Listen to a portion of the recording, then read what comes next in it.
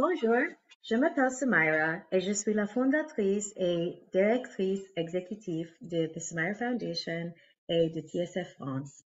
Je suis ravie de vous accueillir tous au webinaire d'aujourd'hui, MOGAD, l'importance de la participation des patients aux essais cliniques avec professeur Roman Marinier. Avant de commencer, j'aimerais remercier UCB pour son soutien à cet événement d'éducation des patients. Et maintenant, je vous présente Nelly Campos, une dirigeante de TSF France et modératrice du webinaire d'aujourd'hui. Merci beaucoup. Bonjour à tous, bonjour professeur, bonjour à tous. Donc, je m'appelle Nelly Campos, j'ai 44 ans, j'habite près de Beauvais et je suis patiente diagnostiquée MOGAD depuis maintenant novembre 2016. Voilà. Et donc, professeur. Bonjour à tous, donc, je suis ravi de participer à cet événement autour de la MOGAD et plus particulièrement sur les essais thérapeutiques. Donc, moi, je suis neurologue, je travaille à Lyon et je suis responsable d'un centre de référence maladies rares sur la MOGAD et la NMO qui s'appelle le MIRSEM. Et là, actuellement, en fait, je suis à Boston puisqu'il y a le congrès mondial de neurologie. Alors, c'est un congrès américain, mais également mondial, où donc il y a beaucoup d'échanges scientifiques autour de différentes maladies, dont la MOGAD, puisque hier matin, il y a eu une session entière dédiée à la MOGAD sur les aspects thérapeutiques, diagnostiques. En tout cas, merci de votre participation avec nous aujourd'hui. En introduction, j'aimerais, si vous voulez bien, que vous nous rappeliez qu'est-ce que la MOGAD. Oui, effectivement, c'est une bonne question pour parler de cette session. Donc, la MOGAD, son nom d'ailleurs, c'est un anglicisme qui veut dire MOG, donc MOG pour myéline oligo-androcyte glycoprotéine, donc c'est une protéine de la myéline. Ensuite, le AD veut dire Auto-Antibody Associated Disease. C'est donc une maladie qui est définie en fait par la présence d'auto-anticorps dans le système, dans le sang, et des auto-anticorps qui vont être dirigés contre des éléments du système nerveux central, uniquement la myéline. Donc, c'est une pathologie qu'on considère comme inflammatoire démyélinisante, comme la sclérose en plaques, mais qui est en fait différente en termes de mécanisme et de traitement. Et puis, comme vous le savez probablement, pendant un certain temps, elle a été considérée comme une forme particulière aussi de NMO, puisqu'on a un peu mélangé les deux, parce qu'on va en revenir probablement tout à l'heure, mais sur le plan des éléments diagnostiques et cliniques, il y a pas mal de similarités. Mais en fait, c'est quand même deux maladies qu'il faut considérer comme différentes. On va avoir la sclérose en plaques, qui est une maladie fréquente, la NMO, qui est une maladie rare et grave, et la MOGAD, qui est une maladie rare et moins grave que la NMO. Donc, le terme qui est parfois utilisé aussi, c'est spectre des maladies à anticorps anti-MOG. C'est le terme qu'on a utilisé pour le protocole national de diagnostic et de soins, le PNDS. Donc, mais aujourd'hui, c'est vrai qu'on utilise de plus en plus l'acronyme MOGAD parce que ça fait un peu plus facile et rapide à dire. Oui, ben moi j'ai été 2 ans spectre de Vix. C'est plus sympa d'avoir un nom maintenant. Exactement. Ouais, ouais. C'est vrai, ça fait plaisir d'avoir un nom.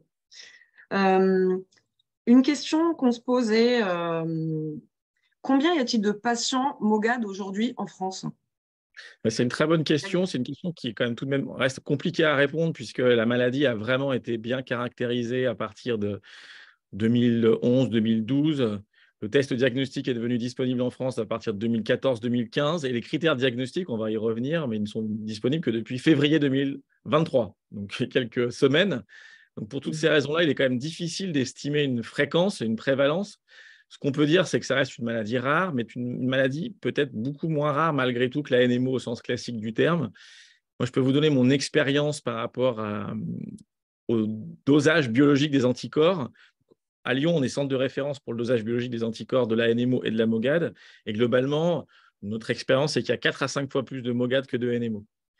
Donc, on considère que c'est une maladie rare, mais qui est peut-être un petit peu moins rare que la NMO. Et puis, l'autre élément aussi, c'est qu'elle a longtemps été assez souvent sous-diagnostiquée. Notamment, on en parlera tout à l'heure, mais c'est une maladie qui touche volontiers les enfants, voire les jeunes enfants. Et pendant longtemps, on a considéré que c'était des scléroses en plaques. Et aujourd'hui, donc ça, on est en train de réviser. Donc, je ne peux pas vous donner un chiffre en tant que soi sur la fréquence.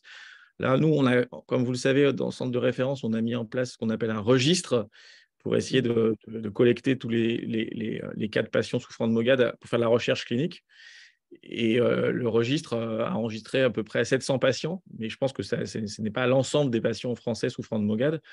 Il y a eu quelques études sur le plan international qui ont évalué la fréquence de la MOGAD. ça reste une maladie rare, mais l'estimation est assez variable. Ce qui est important aussi à dire, c'est que ce n'est pas une maladie qui va toucher plus une ethnicité particulière. Il n'y a pas plus de MOGAD en Europe qu'en Amérique du Nord ou qu'en Afrique, ou pas moins. C'est à peu près similaire dans tous les continents. Et puis, c'est une maladie qui va aussi toucher de façon à peu près équilibrée les hommes et les femmes, à la différence de la NMO historique qui touche beaucoup plus les femmes que les hommes. D'accord. Merci. Avant de parler de la participation des patients aux essais cliniques, donc par rapport aux nouveaux traitements, quels sont les traitements actuels pour la MOGAD? Est-ce que vous pouvez nous en parler un petit peu? Ouais, c'est forcément une question importante. Alors, c'est une question à la fois, je dirais, simple et compliquée.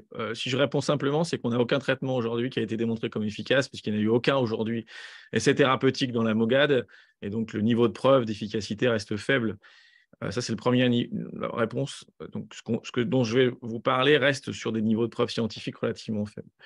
Malgré tout, ça n'empêche pas de traiter les patients. Mais là aussi, il y a un élément qu'il faut avoir en tête, c'est que la prise en charge thérapeutique des patients souffrant de MOGAD est finalement très différente en termes de médicaments et de concepts avec la sclérose en plaques et la NMO, pour la simple et bonne raison, comme je l'ai dit tout à l'heure, que la MOGAD est une maladie moins sévère en termes de risque de rechute, moins sévère en termes de risque de handicap. Donc forcément, la balance bénéfice-risque avec des médicaments qui sont, pour la plupart d'entre eux, avec un risque infectieux non négligeable, sera différente de ce qu'on peut imaginer avec la NMO ou avec la sclérose en plaques.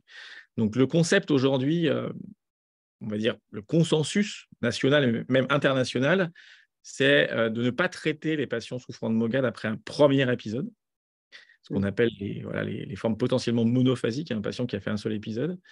Donc, ne pas le traiter, ça veut dire ne pas le traiter au long cours. Il va y avoir un traitement de la poussée, bien sûr, qui repose sur la corticothérapie, voire les échanges plasmatiques.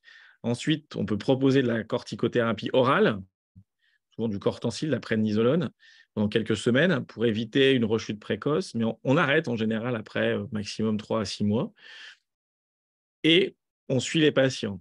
Donc, soyez pas surpris, si vous souffrez de MOGAD, de ne pas avoir de traitement de fond, parce que comme je vous l'ai dit, il y a peut-être au moins 50% des patients qui feront un seul épisode dans leur vie. Donc, on comprend bien que mettre en route un traitement de fond dans ces situations-là, ça va en fait exposer à des risques liés au traitement sans avoir de bénéfices, puisque la maladie va s'éteindre. Une fois que, malheureusement, dans certaines situations, la maladie va rechuter, on appelle ça maintenant des maladies donc à rechute, relapsing en anglais, et là, on va rentrer dans une prise en charge qui va être différente, qui va être là la mise en route d'un traitement préventif avec pour objectif d'éviter une 3e, 4e rechute.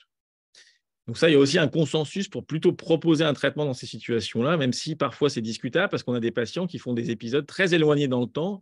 Un premier épisode dans l'enfance, par exemple, à l'âge de 10-12 ans, et puis un deuxième à 25 ou 30 ans. Donc il y a un intervalle entre les deux de 15-20 ans. Est-ce que dans ces situations-là, il est légitime de proposer un traitement pour éviter une peut-être 3e épisode dans 10 ou 15 ans? C'est discutable. Mais dans la majorité des cas, malgré tout, quand un patient fait au moins 2 épisodes, on lui va proposer un traitement de fond. Quels traitements de fond sont utilisés actuellement? Là, il y a moins de consensus pour le coup. Il y a un petit peu, chacun fait prêche pour sa paroisse, j'allais dire, en fonction des habitudes locales, en fonction des disponibilités des produits. Tout ça parce qu'on n'a pas de traitements qui ont démontré de façon claire une efficacité supérieure aux autres, parce qu'il n'y a pas d'essai thérapeutique dans la MOGAD. Donc, les 3 traitements les plus utilisés actuellement, hormis la corticothérapie dont j'ai déjà parlé, sont les immunosuppresseurs. Donc, il y en a 2 principalement, l'azatioprine, Immurel, et le mycophénolate mofétyl, le Celcept, qui est des traitements qu'on connaît depuis très longtemps, qu'on a beaucoup utilisés dans d'autres maladies inflammatoires auto-immunes, qui sont globalement plutôt efficaces, mais qui exposent à des risques de complications infectieuses de fait de leur effet immunosuppresseur. L'autre traitement plus récemment utilisé sont les immunoglobulines intraveineuses, ou IGIV, qui sont des traitements qu'on utilise depuis un certain temps dans d'autres maladies auto-immunes, comme la myasthénie, qui sont globalement efficaces avec les données qu'on a dans la MOGAD, mais qui sont difficiles à obtenir puisque c'est des traitements issus de dons de sang, en fait. C'est des immunoglobulines de patients donneurs sains à l'établissement français du sang en France. Et donc, il n'est pas toujours facile d'avoir accès à ces molécules. Et puis, c'est un petit peu contraignant pour les patients puisque ça nécessite des infusions tous les mois. Et le 3e traitement qui est de plus en plus utilisé, c'est ce qu'on appelle les anti-EL6. Donc, c'est des traitements qui vont jouer sur une molécule de l'inflammation qu'on appelle l'interleukine 6, qui semble impliquée dans la maladie, qui est déjà utilisée dans la NMO, Ce traitement également, on a quelques données qui semblent suggérer une efficacité. Mais comme vous le voyez, ces 3 traitements dont je vous parle, en fait, chacun fait un petit peu à sa sauce, j'allais dire, sans qu'il y ait un niveau de preuve très élevé, même si on a quelques données de la littérature. Donc, on manque cruellement aujourd'hui dans la MOGAD d'essais thérapeutiques pour savoir si un traitement est efficace et si oui, chez qui il est efficace. D'où le sujet d'aujourd'hui. Le sujet d'aujourd'hui, exactement. Ouais. Du coup, on y vient, si vous voulez bien. Donc, du coup, en quoi consistent les essais cliniques? Quels en sont les enjeux pour le moment? Voilà. Ouais, c'est une question extrêmement importante. Alors, assez globalement, pour rappel, pour avoir accès à un produit avec ce qu'on appelle l'autorisation de mise sur le marché, l'AMM, il faut que le produit soit évalué par des instances sanitaires qui en France sont ce qu'on appelle l'ANSM, l'Agence nationale de santé du médicament. Il y a également la HAS, la Haute Autorité de Santé, qui va donner son avis.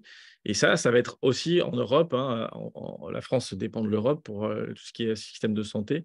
Donc, l'Agence du médicament européen, ça s'appelle l'European Medical Agency. Il y a la même chose aux États-Unis qui s'appelle la Food and Drug Administration, la FDA. Et donc, pour qu'un produit soit disponible, il faut qu'il soit évalué par ces agences de médicaments.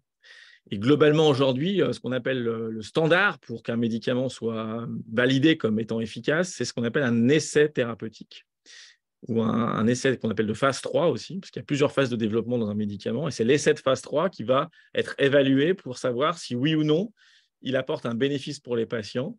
Et si oui ou non, ça va aboutir à la mise à disposition du produit. Il y a une dernière étape qui dépend là. Donc visiblement Siri veut me parler, mais qui dépendent du prix. Et ça, c'est une discussion, mais qui n'est pas scientifique et qui ne va pas nous concerner aujourd'hui. Donc, il y a besoin d'essais thérapeutiques, en fait, pour valider ou invalider, d'ailleurs, l'utilisation et l'intérêt d'un produit. Donc, le principe d'un essai thérapeutique, ce n'est pas d'essayer n'importe quelle molécule, bien sûr. Hein. Comme je vous l'ai expliqué, l'essai thérapeutique, ça s'appelle une phase 3. Donc, ça veut dire qu'on est passé déjà par plusieurs phases de développement du médicament avant qu'il arrive dans un essai clinique. Donc, la phase 1, c'est une essai. Alors, même avant la phase 1, il y a des phases précliniques qui sont souvent des phases sur des modèles animaux pour vérifier l'intérêt du produit. Il y a également des essais de toxicité chez l'animal. Et puis, une fois qu'on a passé ces étapes-là, on pense qu'il y a un intérêt thérapeutique de la molécule et qu'elle n'est pas dangereuse pour l'animal. Il y a des essais de phase 1 qui sont des essais chez les sujets sains pour voir la tolérance. Et ensuite, il y a un essai qui est important qui s'appelle un essai de phase 2, qui est un essai un peu intermédiaire qui va essayer d'évaluer chez un petit nombre de patients ayant la maladie si le produit apporte un bénéfice, mais les résultats sont, comme c'est sur un petit nombre de patients, ne sont pas suffisants pour que le produit soit validé. Donc, il faut passer par un essai plus ambitieux qui s'appelle un essai de phase 3, qui va nécessiter d'impliquer un grand nombre de patients pour valider ou non l'intérêt du produit. L'autre chose, je pense que vous connaissez, c'est l'histoire des groupes comparateurs. C'est-à-dire qu'un essai thérapeutique, on ne va pas prendre la molécule toute seule, on va la comparer à quelque chose. Et on va la comparer sans le savoir. C'est-à-dire que c'est ce qu'on appelle le double aveugle. C'est un terme un peu des fois surprenant. Ça veut dire quoi? Ça veut dire que ni le patient, ni le médecin qui s'occupe du patient ne sont au courant de ce que prend le patient. Parce que sinon, on sait que ça induit des biais, notamment des effets placebo, ça s'appelle. C'est-à-dire que le patient, s'il sait qu'il prend une molécule, il va se dire qu'elle va être efficace, donc ça ira mieux. Et pareil pour le médecin. Donc c'est pour ça que les essais thérapeutiques se font en double aveugle. Et donc le comparateur à la molécule qu'on veut évaluer, il y en a 2 types en fait. Soit on a déjà une molécule qui a démontré une efficacité dans la maladie. Et donc dans ces cas, ce qu'on veut savoir, c'est si cette nouvelle molécule qu'on va proposer, elle est au moins égale, sinon supérieure à celle existante. Soit on n'a rien du tout, ou rien qui a montré un niveau de preuve suffisant, ce qui est malheureusement le cas dans la MOGAD. Et dans ces cas-là, les agences du médicament, notamment la FDA et l'IMA, vont proposer, même imposer aux laboratoires pharmaceutiques qui développent les produits, d'avoir un groupe placebo contrôle. Parce que si on prend une molécule, si par exemple aujourd'hui on fait un essai thérapeutique contre, que je viens de vous dire, l'azatioprine, le fait de démontrer une supériorité de votre molécule contre l'azatioprine, c'est difficile à conclure parce qu'on pourrait imaginer que peut-être que l'azatioprine est même dangereuse. Ce n'est pas le cas, clairement, mais c'est ce que dit la FDA, dire il faut que ce soit un groupe placebo. Donc ça pose des problèmes malgré tout, le groupe placebo, parce que par définition, un placebo n'a pas d'effet thérapeutique, c'est pour ça qu'on l'utilise.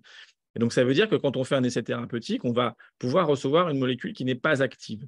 Donc qu'est-ce que les laboratoires et qu'est-ce que les scientifiques proposent pour éviter justement que les patients soient trop longtemps exposés à des groupes placebo, c'est de faire ce qu'on appelle des designs où on va limiter le risque et la durée d'exposition au groupe placebo.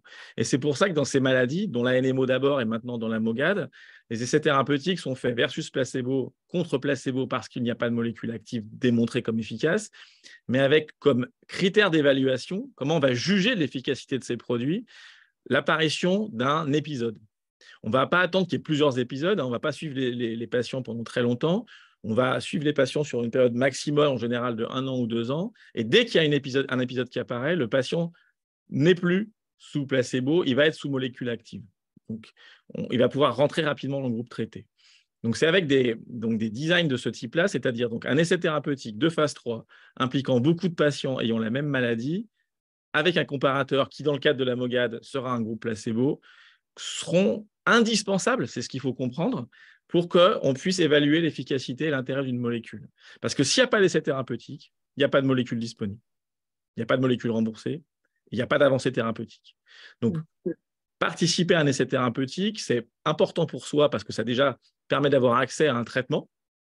Et puis, c'est important pour la communauté, à la fois de patients, de médecins et scientifiques, pour répondre à des questions fondamentales. C'est est-ce que cette molécule est intéressante dans cette maladie? Et si c'est le cas, la molécule sera rendue disponible et permettra d'avoir donc, un accès au traitement pour des patients, notamment dans les maladies rares où, pendant très longtemps, on n'avait aucun traitement à proposer.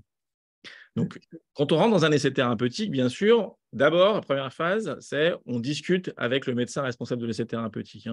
Il y a une longue discussion, il va vous expliquer l'intérêt de l'essai, le design de l'essai, c'est-à-dire comment c'est construit, quelles seront les visites nécessaires, quels sont les critères d'inclusion, quels seront les risques potentiels du médicament qui va être utilisé. Donc ça, c'est une visite qu'on appelle de screening.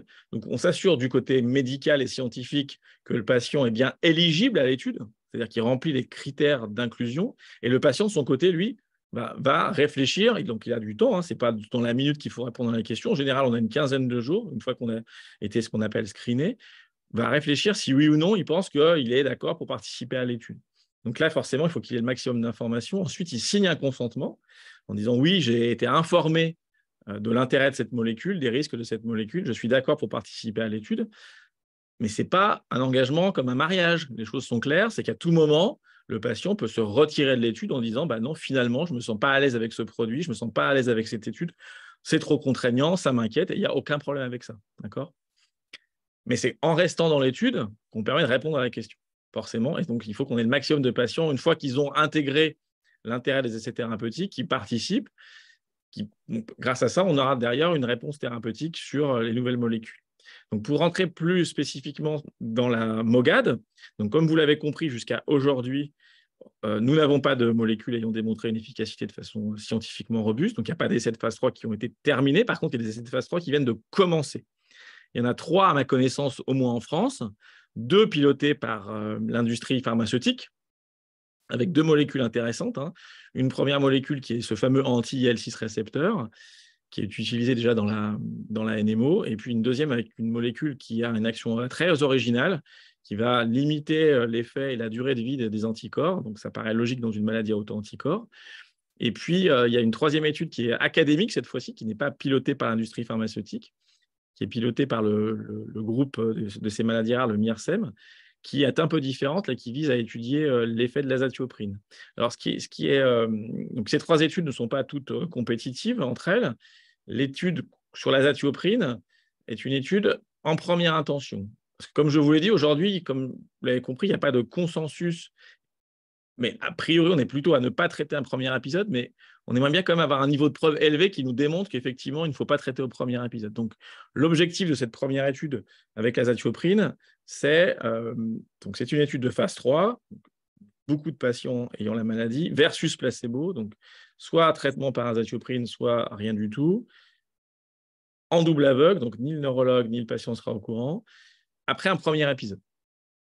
Et donc là, on va voir si le traitement apporte quelque chose ou pas, finalement, après un premier épisode de MOGAD. Les 2 autres essais, les essais dits industriels, eux, seront sur des patients différents, sont des patients qui auront fait au moins 2 épisodes, donc une maladie à rechute, dont le dernier épisode sera relativement récent. Et donc là, pareil, molécule active versus placebo et voir si l'introduction d'une molécule active après 2 épisodes réduit le risque de faire un 3e épisode ou non, avec une évaluation, bien sûr, à côté de l'efficacité de la tolérance. Donc voilà, donc vous avez peut-être déjà été mis au courant de ces études par vos neurologues traitants ou les réseaux de maladies rares, où vous allez l'être. Alors, ces études viennent juste de commencer. On a eu un retard à la mise en place de ces études parce qu'en Europe, les réglementations sur les essais thérapeutiques ont récemment évolué. Donc, les laboratoires qui pilotent ces études ont dû mettre en pause pour se réaligner sur les critères réglementaires européens. Donc, il y a eu un peu de retard. Vous avez parlé d'août 2022. Effectivement, c'était l'idée initiale, mais à cause de ce que je viens de vous dire, avec la modification réglementaire européenne, ça vient juste de recommencer l'ouverture à la participation aux essais thérapeutiques depuis mars 2023.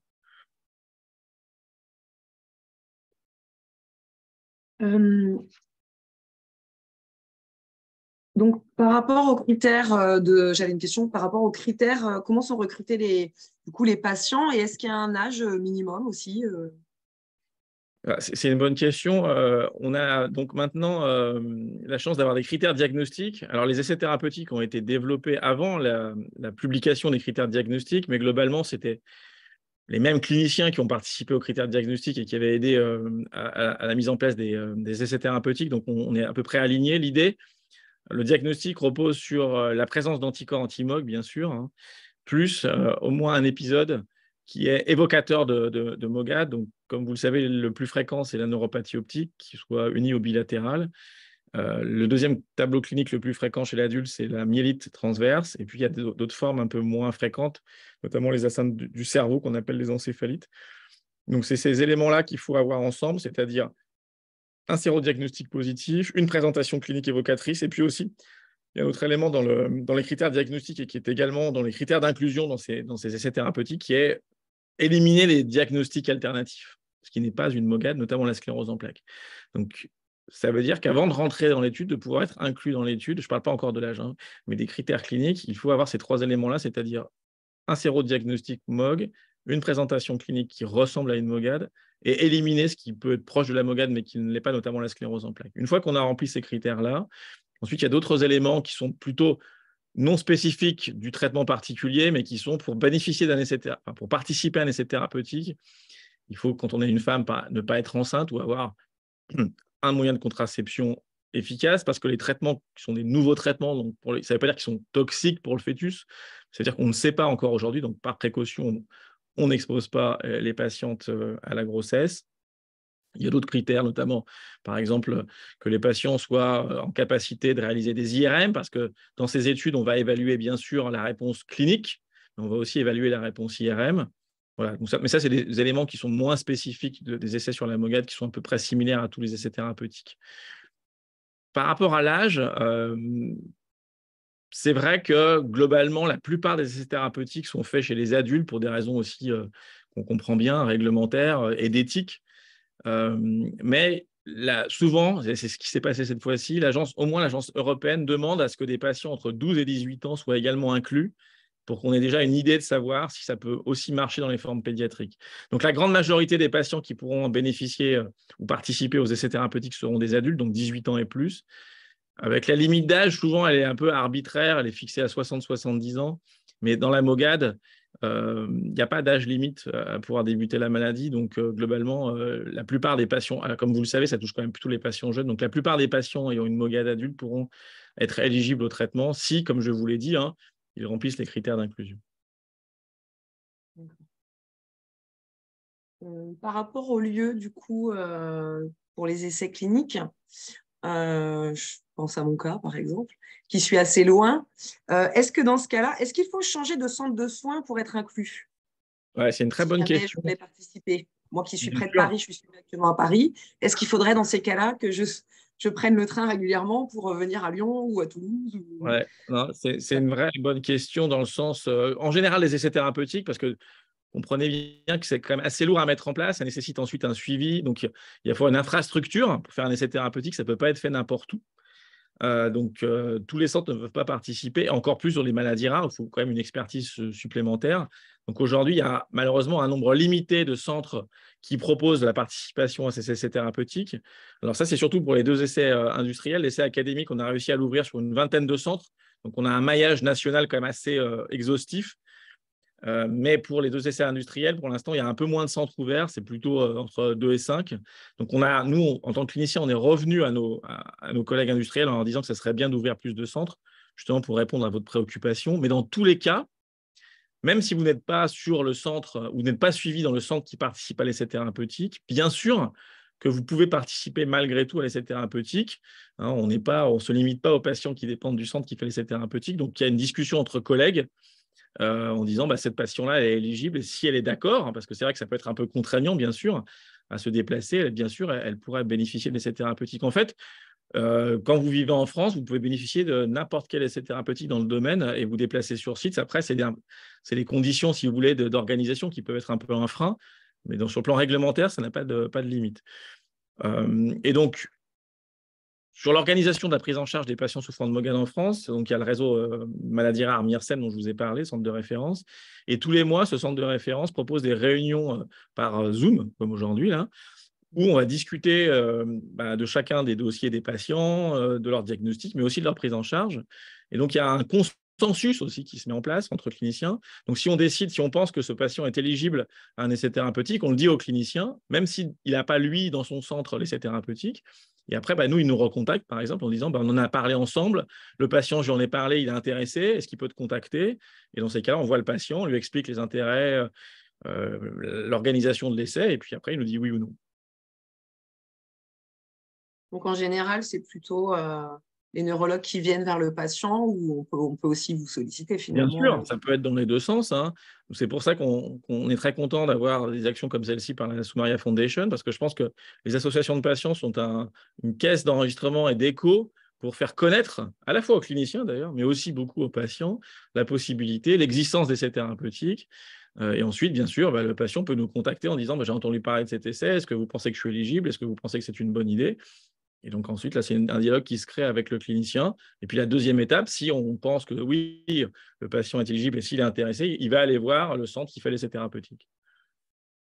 J'ai une question là par rapport à nos amis belges, justement. On me pose la question, parce qu'ils n'ont pas de centre encore vraiment de référence, eux, pour la NMO et la MOGAD. Voilà. Et donc, la question, c'est est-ce que pour les Belges, il y aurait possibilité, à un moment donné, peut-être de se faire suivre chez nous, en France? Là, ça me paraît malheureusement plus compliqué, notamment dans le cadre d'essais thérapeutiques, où il faut être affilié à la sécurité sociale française pour pouvoir bénéficier de la prise en charge en essai thérapeutique.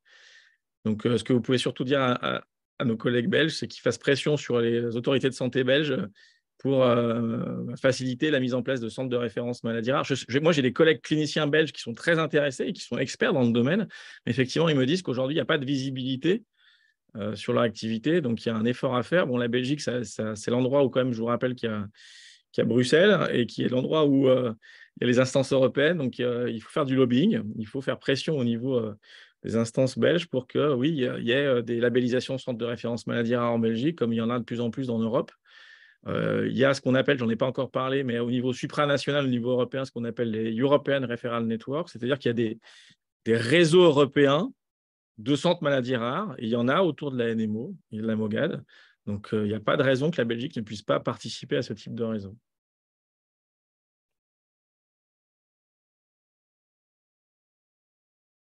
Je vois qu'il y a une question, je ne sais pas si on peut y répondre maintenant, dans le chat. Une fois approuvés les essais cliniques, quand seront-ils appliqués en pédiatrie? Ouais, c'est une très bonne question. C'est toujours un peu plus compliqué pour la pédiatrie parce qu'à juste titre, voilà, les patients pédiatres les patients enfants, pardon, on les considère potentiellement plus à risque, notamment de complications. Donc c'est pour ça que souvent, les instances européennes demandent qu'il y ait une petite partie de patients pédiatriques qui soient inclus. Donc ça permet en fait, si il y a, alors, qui est souvent pas grand-chose, ça ne nécessite pas d'avoir beaucoup de patients, mais une sorte de preuve qu'on a essayé la molécule et qu'elle n'est pas dangereuse. C'est surtout l'histoire de risque parce que les patients pédiatriques, ils ont une maladie qui va finalement être pas très différente, surtout après la puberté des patients adultes. Donc, l'objectif, c'est de pas multiplier les essais thérapeutiques parce que c'est difficile à mettre en place, c'est coûteux. C'est de bénéficier d'un essai thérapeutique qui va balayer un peu tous les âges pour avoir que l'accès soit le même aux enfants ou aux adultes. Ce qui n'est malheureusement pas toujours le cas, hein, ça c'est sûr, mais c'est un peu l'objectif. Après, ce qui peut se passer, ce qui se passe assez souvent aussi, c'est qu'on peut des fois, notamment grâce au centre de maladies rares, quand une molécule a été démontrée comme efficace chez un adulte par un essai thérapeutique, que le centre de référence maladies rares des enfants, et en France c'est le professeur Kumaran Deiva qui le pilote à Paris, puisse s'appuyer sur ces données chez l'adulte en disant cette molécule est intéressante, est efficace chez l'adulte, donc nous on va la proposer aux enfants. Et globalement, quand c'est un centre de référence maladies rares qui le propose, les instances de santé suivent cette demande. Par rapport du coup aux essais cliniques, où en sommes-nous là aujourd'hui, à l'heure actuelle? Et est-ce que vous avez assez de patients? Non, alors, oui, alors on en est à, comme je vous l'ai expliqué, on a pris du retard. Alors, je vais faire les essais les uns après les autres. L'essai de première intention avec l'azathiopryne, qui sera que chez les adultes, débutera officiellement en juin. Donc, pour l'instant, c'est normal que personne n'ait été inclus parce qu'il y a eu un process assez long au côté réglementaire. Donc, l'étude va débuter en juin et j'espère qu'elle permettra rapidement d'inclure des patients. Les deux autres essais, les essais académiques, les essais industriels, des laboratoires, eux, ont des difficultés à recruter. Bon, il y a eu ces limites au niveau réglementaire, mais c'est compliqué aussi. Donc oui, c'est peut-être l'occasion de ce webinaire pour rappeler d'une part aux patients et à mes collègues cliniciens que les essais sont ouverts. Et puis par ailleurs, peut-être faire un peu pédagogie en expliquant pourquoi il faut participer aux essais. Enfin, j'espère qu'à la fin de le webinaire, les gens sont convaincus de l'intérêt. Et puis qu'il n'y a pas de problème. Ne pas participer à un essai, ce n'est pas un problème. Même si vous voulez participer, arrêter de participer, ce n'est pas un problème non plus. Mais au moins en discuter. Parce que, alors, moi, j'ai eu une réunion encore hier avec un des laboratoires qui développe un produit dans la MOGAD. Et effectivement, il y a des difficultés à recruter parce qu'il y a des inquiétudes des cliniciens en disant il y a un groupe placebo. Donc, alors oui, il y a un groupe placebo, mais comme je vous l'ai dit, la MOGAD est une maladie qui est beaucoup moins sévère que la NMO. Et dans la NMO, il y avait un groupe placebo. Et ça n'a pas empêché d'avoir des essais thérapeutiques qui ont permis la mise à disposition de 3 molécules extrêmement actives dans la NMO. Donc, on a une vraie révolution thérapeutique dans la NMO. On aimerait pas qu'il n'y ait pas de révolution thérapeutique dans la MOGAD. Et pour qu'il y ait cette révolution thérapeutique, il faut qu'il y ait des essais thérapeutiques qui se mettent en place. Mais le risque de faire une poussée dans la MOGAD, même s'il existe, la poussée, qu'elle soit associée à un handicap, ce risque-là est très faible. Pour 2 raisons. C'est que globalement, la MOGAD aboutit à un risque de handicap de façon beaucoup, beaucoup moins fréquente que dans la NMO et même de la sclérose en plaques. Et que d'autre part, quand on est dans un essai thérapeutique, l'avantage aussi, c'est qu'on est suivi de façon extrêmement précise, régulière, standardisée. Donc, il y a un contact quasi permanent avec le centre. Et donc, s'il se passe quelque chose, on ne perd pas de temps. La prise en charge, elle sera immédiate. Donc, le risque dans ces cas-là d'avoir des séquelles est extrêmement faible. Donc, même si, effectivement, une inquiétude légitime de dire peut-être qu'il peut arriver des choses pendant l'essai thérapeutique, le fait que, on est dans une maladie où le risque de handicap lié au poussé est relativement faible d'une part, et d'autre part, il est contrôlable et on peut le limiter grâce à une prise en charge rapide, ce qui sera le cas dans le cas d'un essai thérapeutique. Encore mieux d'ailleurs qu'en vie réelle, parce que dans un essai thérapeutique, le patient est très, très, très surveillé. Ça limite fortement ce risque-là. Oui, c'est une question que je me posais personnellement et vous me rassurez beaucoup, du coup. J'avais une autre question. Du coup, combien de temps ça dure? Tout à l'heure, vous aviez parlé de 1 an ou 2, où on suit un patient, mais on peut arrêter aussi à tout moment si nous, on désire arrêter. Exactement. Alors, l'idée, malgré tout, si on veut que l'essai soit le plus robuste possible en termes scientifiques, c'est de participer le plus longtemps possible et idéalement à l'ensemble de la durée de l'essai thérapeutique. En fait, ce qui se passe, c'est que le critère d'évaluation, ça va être la survenue d'une poussée. Et globalement, l'essai s'arrêtera s'il y a un certain nombre de poussées qui sont survenues. C'est-à-dire qu'il peut s'arrêter même plus tôt que prévu si on se rend compte que dans l'essai thérapeutique, il y a 25-30 patients qui font une poussée, on arrête et on regarde ce qui se passe. S'il n'y a pas un nombre défini de poussées qui sont apparues, on arrête au bout d'1 an en général et on regarde ce qui se passe en comparant. Ce qu'on appelle la levée d'aveugle, c'est-à-dire que là, on regarde toutes les données, on regarde ce qui se passe sous traitement, sans traitement, on compare, on fait des analyses. Ça prend du temps, ça, quand même. Mais avec ça, par contre, on peut répondre de façon scientifique à la question. Tout à l'heure, vous avez parlé de 3 essais, c'est ça? Oui. Et du coup, comment on peut choisir entre les 3 essais? Comment vous faites ce choix-là, en fait? Ouais. Non, c'est une question compliquée. Alors, il y a plusieurs éléments de réponse. Alors, il y a d'abord un essai qui est sur des patients avec un seul épisode. Il y en a un seul. Donc, un patient vient de faire une poussée, il est éligible à cet essai-là s'il est pris en charge dans les 3 mois qui suivent la poussée. Et c'est le seul essai dans cette situation-là. C'est l'essai académique avec l'azathioprine. Donc là, globalement, en fait, il n'y a pas vraiment de choix. C'est soit vous voulez participer ou pas, mais il n'y a pas d'autre essai. L'autre essai, les 2 autres essais industriels, eux, sont effectivement assez similaires en termes de population de patients éligibles. Donc, la question de savoir pourquoi je ferais l'un ou l'autre, en fait, on va en discuter avec les patients en leur disant les 2 molécules sont extrêmement intéressantes. Il peut y avoir un choix en fonction de l'intérêt scientifique du patient, bien sûr, en disant moi, ce produit-là m'intéresse, ou aussi certaines contraintes. Comme vous l'avez posé la question, tous les centres ne font pas tous les essais. Donc, une histoire géographique, si vous êtes proche d'un centre qui fait un essai, ça peut être un élément de choix assez logique. Après, il y a aussi la fréquence de suivi pour chacun des essais qui est un peu différente entre les essais, qui peut être un élément considéré comme contraignant ou non par les patients.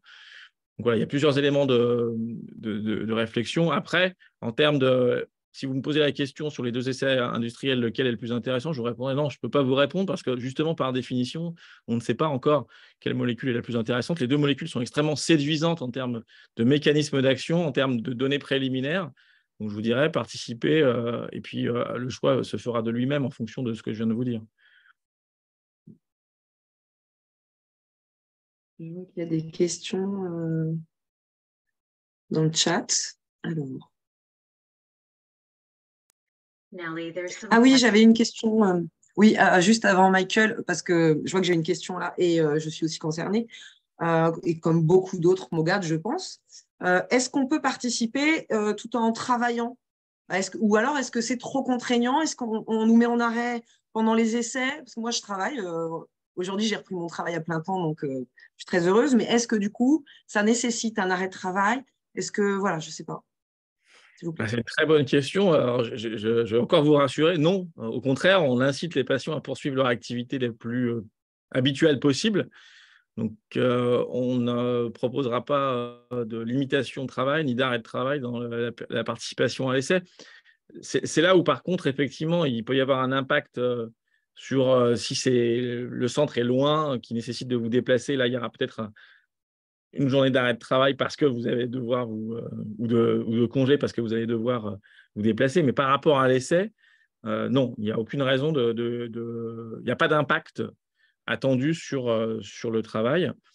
Ensuite, ce qu'on espère même, c'est que ça améliore les choses, donc on aille mieux et qu'on soit encore plus à même de poursuivre son activité professionnelle. Oui, il y a des contraintes qui sont liées au suivi, bien sûr, mais qui ne sont… En fait, quand on discute avec le partenaire industriel du design d'une étude, on fait tous au mieux que ce soit le moins contraignant possible pour le patient et que ça ait le moins d'impact possible sur son activité personnelle et professionnelle. Merci. Du coup, oui, je vois qu'il y a des questions dans le chat. Alors, vous les voyez aussi? Non, moi, je ne vois pas je peux les ouvrir, mais je ne les ai pas non, encore parce qu'elles ouvertes. sont en anglais, alors moi qui suis Il y a pas des très questions en anglais, d'accord. Bon, Alors, je peux essayer de vous traduire la première. S'il te Est-ce plaît, qu'il est Guillaume. possible qu'un patient double séronégatif qui aurait initialement été diagnostiqué avec une NMOSD aurait en fait une MOGAD qui ne produirait plus de MOG antibody? Alors, la question comme ça, elle paraît un peu complexe, mais en fait, elle est extrêmement pertinente. Comme je vous l'ai dit, historiquement, la MOGAD, en fait, au départ, était considérée comme une forme particulière de NMO. Parce qu'il y a des similarités cliniques et beaucoup de patients qui aujourd'hui ont un diagnostic de MOGAD ont eu d'abord un diagnostic de maladie de Devic ou de NMO, pour les raisons que je vous expliquais historiques. Ça, c'est le premier point. Donc oui, c'est un diagnostic qui a pu être porté. Mais forcément, à l'époque, on ne dosait que les anticorps anti-aquaporin 4, donc on considérait que c'était une NMO séronégative, ça s'appelait à l'époque. Puis maintenant, on parle de NMO double séronégative, c'est-à-dire qu'on dose maintenant 2 anticorps aquaporin 4 et MOG. Mais il y a une spécificité avec la MOGAD qui rend un peu les choses complexes, c'est que l'anticorps anti-MOG, il est toujours présent au début de la maladie, mais chez certains patients, alors 30-40% en fonction des séries, il peut disparaître avec le temps, l'anticorps. La maladie, elle ne disparaît pas malheureusement, hein, mais l'anticorps peut disparaître. Donc, si on fait le diagnostic de façon retardée, et notamment chez des patients qui historiquement ont débuté leur maladie avant d'avoir accès au test diagnostic, on peut en fait avoir une MOGAD sans anticorps anti-MOG. C'est un peu surprenant, c'est un peu paradoxal, mais c'est possible. On peut avoir la maladie, mais plus l'anticorps. En fait, s'il était présent, mais on n'arrive plus à le détecter. Donc, oui, on peut avoir une MOGAD sans anticorps, mais là, ça pose quand même des difficultés diagnostiques. Comme je vous l'ai dit aujourd'hui, pour faire le diagnostic avec les critères à notre disposition, il faut avoir des anticorps. Et puis, par contre, ça sera un élément qui empêchera l'inclusion dans un essai thérapeutique. Parce que les 3 essais thérapeutiques dont je vous parle nécessitent d'avoir, au moment de l'inclusion, des anticorps anti-MOG. Si vous n'en avez pas, s'ils ont disparu, on ne pourra pas inclure le patient. Donc, il y avait une deuxième question, mais vous y avez déjà répondu. C'était sur les centres en France, du coup, pour les essais. On y avait déjà répondu. On a une question d'Élodie. Quels sont les retours des premiers essais cliniques, si là, vous avez déjà des retours? Alors oui, c'est des essais. Ce que je n'ai pas dit, hein, pour répondre à ces questions d'évaluation d'une molécule, en général, mais encore plus particulièrement dans les maladies rares, c'est des essais mondiaux. C'est-à-dire qu'il n'y a pas un pays qui participe, mais très nombreux pays. Donc, c'est le cas pour ces essais thérapeutiques industriels dans la MOGAD. Et donc, on a des centres qui ont déjà ouvert, notamment au Japon, en Amérique du Nord. Alors, on n'a pas de résultats par définition, puisque l'idée, c'est de faire un essai thérapeutique en double aveugle, mais au moins, on a des retours sur la tolérabilité, la tolérance des produits qui semblent extrêmement satisfaisantes. Donc, voilà, je n'ai pas grand-chose de plus, malheureusement, à vous communiquer, parce que c'est un peu le principe d'un essai thérapeutique, c'est qu'on ne sait pas avant la fin de l'essai thérapeutique si la molécule est active ou non. Par contre, on peut avoir des données sur la tolérance et on n'a pas de signal inquiétant avec ces molécules. Au niveau des délais des retours, moi, j'ai lu pas avant 2026-2028. Oui, parce qu'il y a eu des difficultés à inclure, donc on a pris du retard.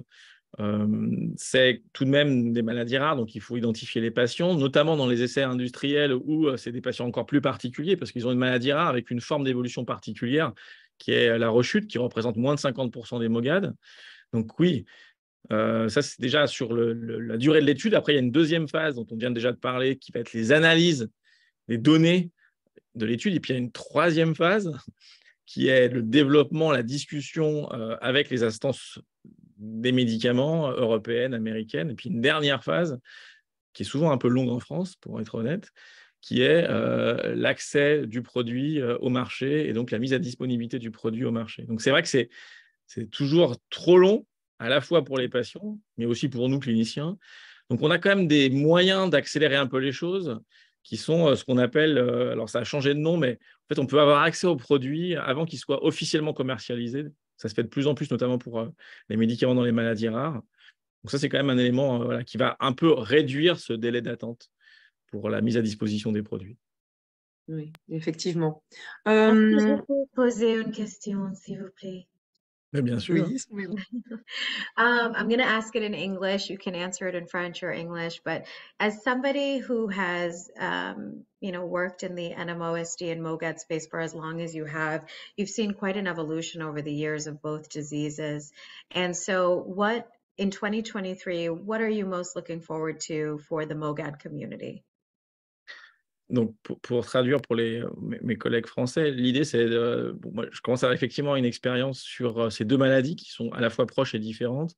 Et qu'est-ce qu'on peut espérer en 2023 et dans les années à venir? Alors, je dirais que dans la NMO, on a déjà passé une première étape révolutionnaire qui a été la mise à disposition de 3 molécules extrêmement efficaces. Donc, on aimerait bien déjà avoir la même chose dans la MOGAD, d'avoir des données très robustes sur le plan scientifique sur des molécules efficaces. Je pense qu'il faut qu'on fasse aussi des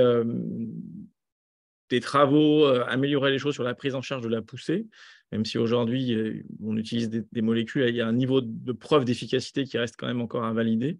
Et puis, il faut qu'on écoute les patients, en fait. Il faut qu'on écoute plus les patients et qu'on s'occupe aussi des conséquences de ces maladies, pas uniquement, on va dire, neurologiques, mais plus globales, on vient de parler du travail, sur la qualité de vie, sur est-ce que je peux faire des enfants, qu'est-ce qui se passe, sur comment je gère les infections, comment je gère la vaccination, donc des éléments beaucoup plus pratiques, mais qui sont capitaux au quotidien.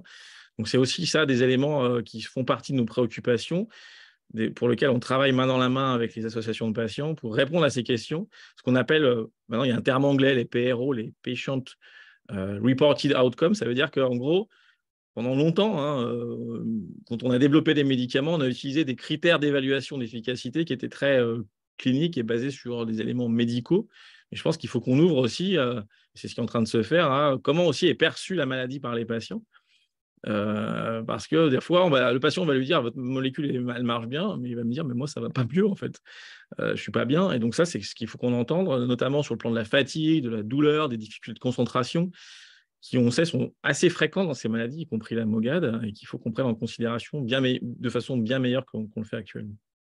Alors après, mon espoir, hein, pour répondre à Soumaïra, mais ça c'est peut-être pas pour demain, c'est qu'on arrive à des traitements qui permettent de guérir de la maladie. C'est-à-dire que là, aujourd'hui, les traitements à notre disposition, ils permettent de mettre la maladie au repos, ce qui est déjà une très bonne chose, et de continuer à vivre le moins anormalement possible ou le plus normalement possible, on va dire. Mais si on arrive à maintenant arriver à une nouvelle étape qui serait de transformer le système immunitaire de façon pérenne et définitive pour qu'on puisse se débarrasser de ces auto-anticorps, ça serait le but ultime. Ce n'est pas de la science-fiction, hein. Il y a actuellement des éléments de recherche qui visent à aboutir à ça, ce qu'on appelle les essais de tolérisation. C'est des approches immunologiques qui visent à modifier le système immunitaire de façon définitive. Donc, c'est en train d'être développé, alors pour l'instant plutôt sur des modèles effectivement expérimentaux, mais des essais thérapeutiques de phase 1, dont je vous ai parlé tout à l'heure, donc de tolérance, sont déjà en cours, de tolérisation dans la MOGAD, dans la NMO. Donc, on avance dans ce stade-là aussi. Effectivement, merci. On est bien soigné quand même pour le moment, mais on n'est pas guéri. Exactement. Je vois qu'il y avait une question dans le chat, professeur, de Sophie. Bonsoir, quand les anticorps MOG disparaissent, ça ne veut pas dire qu'on est guéri, donc? Et malheureusement, non. J'aurais bien aimé répondre oui. On a un peu cru à ça à une époque parce qu'on se disait, c'est vrai que l'anticorps a disparu, c'est probablement quand même un élément important dans la maladie, mais on a tous, cliniciens, vu des patients qui avaient leur anticorps qui disparaissait et malheureusement ont pu faire 1, 2, 3, 10 ans plus tard une poussée. Donc malgré tout, la disparition de l'anticorps est plutôt une bonne nouvelle parce qu'il y a un risque qui est moindre de refaire un épisode quand l'anticorps disparaît. Mais on ne peut pas donner comme message l'anticorps disparaît, vous êtes guéri et on n'a plus besoin de s'occuper de vous. Ce n'est malheureusement pas le cas. Donc, un patient chez qui l'anticorps a disparu, on va être plutôt rassurant sur son risque de faire un nouvel épisode, mais on va continuer quand même le suivi neurologique. Et est-ce qu'on continue du coup les traitements de fond aussi ou on peut les arrêter? Alors, toujours des très bonnes questions. Il y a un concept assez général qui est en train d'émerger dans les maladies inflammatoires, donc la sclérose en plaques, la NMO et la MOGAD, qui est ce qu'on appelle la désescalade thérapeutique. Donc l'idée, comme son nom l'indique, c'est d'augmenter les traitements, mais au contraire les diminuer, voire les arrêter. Donc c'est quelque chose qui est de plus en plus à la mode dans la sclérose en plaques, et c'est logique parce qu'on sait que la sclérose en plaques va avoir une évolution un peu différente en fonction de l'âge du patient et de la durée d'évolution de la maladie. Dans la NMO, c'est assez simple, on ne peut pas le faire parce que c'est une maladie qui est tout le temps active tout au long de la vie. Par contre, dans la MOGAD, oui, c'est vraiment une question importante pour les raisons que j'ai évoquées. La première, c'est que c'est une maladie quand même beaucoup moins grave en termes de risque de handicap. Donc là, la balance bénéfice-risque, toujours à prendre en considération, hein, balance risque et tolérance, bien sûr, quand on prend un médicament. Et les médicaments qu'on utilise dans la MOGAD sont quand même des traitements avec une valence immunosuppressive, donc un risque d'infection. Cette balance-là est beaucoup moins évidente, si vous voulez, dans la NMO, c'est comme ça, quoi. C'est très grave, donc il faut traiter. Dans la MOGAD, on est plus comme ça. Donc, ce qu'on propose de plus en plus, c'est quand un patient va bien depuis un certain nombre d'années, alors un certain nombre, c'est un peu vague, j'en suis conscient, mais on n'a pas vraiment aujourd'hui de durée minimum, mais en général, c'est à peu près 4 ans de stabilité chez un adulte et 2 ans chez un enfant. On pose vraiment la question d'une décroissance thérapeutique, voire d'un arrêt de traitement. Donc ça, c'est parce que la maladie est beaucoup moins grave que peut l'être la NMO ou la MOGAD, et la MS, pardon, la sclérose en plaques. Et puis l'autre élément aussi, pour répondre à cette question, il faut essayer de connaître un peu ce qu'on appelle l'histoire naturelle d'une maladie. Et on connaît assez bien l'histoire naturelle de la sclérose en plaques, où il y a une première période où la maladie va être très active, une deuxième période où c'est un plateau, puis une troisième période qui arrive vers l'âge de 55-60 ans où la maladie va être moins active. Donc là, c'est sûr qu'on peut se fixer ces éléments-là pour discuter de l'intensité thérapeutique. Dans la NMO, c'est toujours actif, donc il faut toujours traiter. Dans la MOGAD, on a des premières données issus de travaux scientifiques, notamment faits en France, qui montrent que la maladie, quand elle est active, elle est surtout au début de la maladie. C'est-à-dire la première année, deuxième année, troisième année, ça diminue la quatrième année. Et puis, on a l'impression qu'après 5 ans, la maladie, spontanément, je parle là sans traitement, elle a tendance vraiment à s'éteindre. Alors, parfois, elle se réveille très tardivement, au bout de 15 ou 20 ans, mais pas toujours. Donc, si on suit cette évolution, c'est vrai qu'on a envie de se dire, c'est à un moment, notamment après 2, 3, 4 ans de traitement, il est légitime de poser la question de diminuer, voire d'arrêter les traitements. Donc, c'est ce que je fais ici, c'est ce qu'on fait ici en France et notamment à Lyon. Quand un patient est traité, donc ce n'est pas tous les patients, comme vous l'avez compris, et s'il va très bien à la fois sur le plan clinique, sur le plan biologique, on va lui proposer de peut-être diminuer d'abord le traitement et peut-être même l'arrêter.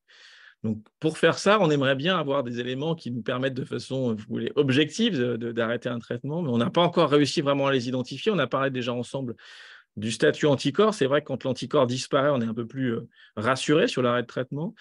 On essaye de voir s'il y a d'autres facteurs qui peuvent nous aider. Donc, il y a d'autres, ce qu'on appelle des biomarqueurs, donc des éléments qu'on peut évaluer par une prise de sang et qui nous donnent une information sur l'évolution de la maladie. Donc ça, c'est des travaux de recherche qui sont réalisés de façon mondiale et particulièrement en France. C'est d'identifier des biomarqueurs d'activité qui nous permettent de dire, bah là, la maladie, elle est éteinte, on peut s'arrêter, au moins transitoirement de traiter. Donc c'est une vraie question, vous avez raison. Donc, on est en train de travailler là-dessus, d'une part, d'évaluer cette décroissance thérapeutique et d'autre part, de rechercher des facteurs qui nous permettent de façon un peu plus certaine de dire, là, dans cette situation-là, oui, on peut arrêter, ou alors non, là, la maladie, on voit qu'elle est encore active et on ne peut pas arrêter. Du coup, ça me permet d'enchaîner avec une question de Valérie. D'ailleurs, bonsoir Valérie. Pour une fréquence de poussée de MOGAD tous les 2 ans, pensez-vous qu'il est judicieux de débuter un traitement pour les poussées uniquement? Oui, mais c'est une vraie question. Alors après, où on fixe la limite, la question est quand même tout de même compliquée à répondre. C'est-à-dire que l'autre élément, il y a poussée et poussée, on en a parlé tout à l'heure. Ça va dépendre de l'intensité de la poussée, de sa localisation. Je vous donne un exemple. Un patient fait une poussée médulaire avec quelques troubles de sensibilité et qui récupère bien. C'est vrai qu'on se dit, bon, il va plutôt très bien, la poussée n'était pas très méchante, on va être un peu moins agressif sur le plan thérapeutique. L'autre extrême, un patient fait une poussée où il perd la vue d'un œil et qui récupère très mal, donc il reste très gêné d'un œil. Dans ces cas-là, on se dit, s'il fait une nouvelle poussée sur l'autre œil, là, il y a un handicap majeur qui va se mettre en place. Donc, vous voyez qu'il y a des situations un peu différentes et cette discussion de dire, bon, il y a la fréquence des poussées, c'est sûr, mais surtout, en fait, ce qu'il va falloir prendre en considération, c'est le retentissement, les séquelles de la poussée qui font que, oui, on arrive dans une maladie qui va être handicapante et on se dit, là, il y a un risque pour le patient, ou non, même si, par exemple, un patient fait une poussée tous les 2 ans, mais à chaque fois, il est très sensible à la cortisone et il récupère très bien. J'ai certains de mes collègues qui me disent, mais est-ce que vraiment c'est nécessaire de mettre un traitement immunosuppresseur dans ces cas-là? Et c'est une vraie question. Donc, je n'ai pas une réponse très claire à vous donner, j'en suis désolé. Il n'y a pas une durée ou une fréquence de poussée, c'est une globalité qui nous permettra de décider si oui ou non on met en traitement. Là encore, aujourd'hui, on est encore à une phase un peu débutante de la prise en charge thérapeutique. Si un jour, et ce que j'espère, on aura une preuve qu'un médicament est extrêmement efficace et qu'il est globalement bien toléré, on sera peut-être moins limité dans la mise en route des traitements. On dira, ce traitement-là, on sait qu'il marche, il est bien toléré, on le met en place, quitte à l'arrêter, comme je vous l'ai dit, après 2-3 ans de stabilité. Par rapport aux essais, j'avais aussi une question. Combien de patients sont nécessaires pour que l'essai soit réussi? Ouais, c'est une question importante. Alors ça, et c'est pas toujours facile d'y répondre, notamment dans des maladies rares, parce que en fait, il faut qu'on se base sur ce qu'on appelle, encore une fois, l'histoire naturelle de la maladie, c'est-à-dire qu'est-ce qu'on attend de l'évolution de la maladie en termes de poussée, en fréquence de poussée sur une population de patients, qu'est-ce qui devrait arriver si on ne fait rien, et qu'est-ce qu'on espère proposer en mettant en route le traitement, c'est-à-dire est-ce qu'on veut qu'on diminue de 50, 60, 70%? En général, les calculs sont faits avec une diminution du risque de poussée, d'événements de 60, 50% au moins, pour dire que ça apporte un bénéfice. Et après, il y a des calculs complexes qui sont faits par des collègues statisticiens qui vont proposer un nombre minimum de patients à inclure pour répondre à cette question. Donc, c'est jamais, il n'y a pas un chiffre en soi, c'est basé sur des données qu'on a déjà, de ce qu'on connaît de l'histoire naturelle, mais qui est parfois un peu fragile parce que c'est une maladie rare. Et donc, les données, elles sont parfois d'une qualité peut-être pas parfaite, à la différence de maladies plus fréquentes comme la sclérose en plaques. Et puis, derrière, le laboratoire aussi peut dire, moi, je veux, ou l'essai thérapeutique, celui qui pilote l'essai thérapeutique dit, moi, par exemple, je veux qu'il n'y ait plus du tout de poussée. Forcément, pour démontrer ça, il faudra moins de patients. Si par contre, on dit on veut réduire un peu, mais on sait qu'on n'a pas une molécule qui va complètement faire disparaître les poussées, là, il faudra plus de patients pour démontrer une supériorité. Donc, en général, quand même, il faut un nombre de patients de plusieurs dizaines, souvent quand même au moins une petite centaine de patients pour ces maladies rares, pour répondre à la question. D'où la nécessité d'ouvrir plusieurs centres et dans plusieurs pays pour pouvoir répondre à la question. Effectivement. J'ai une question un peu plus globale aussi. Est-ce qu'il y a des essais sur la rééducation? Alors, malheureusement, non. Il n'y a pas aujourd'hui d'essais thérapeutiques dédiés à la rééducation, à la récupération, mais ça fait partie, on n'a pas abordé aujourd'hui parce qu'on était focalisé beaucoup sur les essais thérapeutiques, mais dans la prise en charge d'un patient souffrant de MOGAD, il y a 3 étapes. On en a parlé de la première qui est le traitement de la poussée. On a beaucoup parlé de la deuxième qui est le traitement préventif des futures poussées, donc les essais thérapeutiques, mais il y a la troisième qui est presque aussi importante, sinon plus, qui est de la récupération des poussées qui sont déjà arrivées, donc ce que vous appelez la rééducation. Et bien sûr, ça fait partie complètement de la prise en charge thérapeutique d'un patient souffrant de MOGAD. Alors, heureusement, le risque de séquelles, il est moins important, mais il existe, bien sûr. Il peut y avoir des séquelles visuelles, des séquelles motrices, des séquelles aussi qui sont assez fréquentes dans la MOGAD et souvent sous-évaluées, qui sont des séquelles sexuelles ou sphinctériennes. Donc là, premier élément déjà, j'ai envie de dire, il faut l'évaluer, le diagnostiquer, pas passer à côté. Donc, il faut que le clinicien l'évalue avec le patient et que le patient n'hésite pas à en parler, parce que des fois, c'est vrai que les patients, notamment sur les troubles sexuels ou sphinctériens, sont toujours un peu réticents, et c'est dommage parce que derrière, il y a des prises en charge possibles de rééducation, des prises en charge médicamenteuses aussi qui sont possibles. Ce dont on manque dans ces maladies, bien sûr, c'est de traitement. Là, je vous ai parlé des essais thérapeutiques. Comme vous l'avez compris, c'est toutes des molécules qu'on appelle immunoactives qui vont bloquer l'inflammation, mais ce n'est pas des traitements qui vont jouer sur le système nerveux. Et on aimerait aussi avoir des molécules qui vont être ce qu'on appelle neuroprotectrices ou neuroréparatrices, qui là permettraient d'améliorer la rééducation. Mais ça, on ne l'a pas encore à notre disposition, malheureusement. D'accord. On vous remercie beaucoup, professeur Marinier, en tout cas, pour votre temps. Je pense qu'on a bien répondu, vous avez bien répondu aux questions. Je vois qu'il n'y en a plus. Donc, en tout cas, merci beaucoup. Merci beaucoup. Et puis, je tenais à dire aussi qu'il y aura un replay, du coup, prochainement sur YouTube et sur, évidemment, TSF France. Voilà. En tout cas, merci à vous. Merci beaucoup. Merci beaucoup. Merci beaucoup. Au revoir. Merci. Au revoir.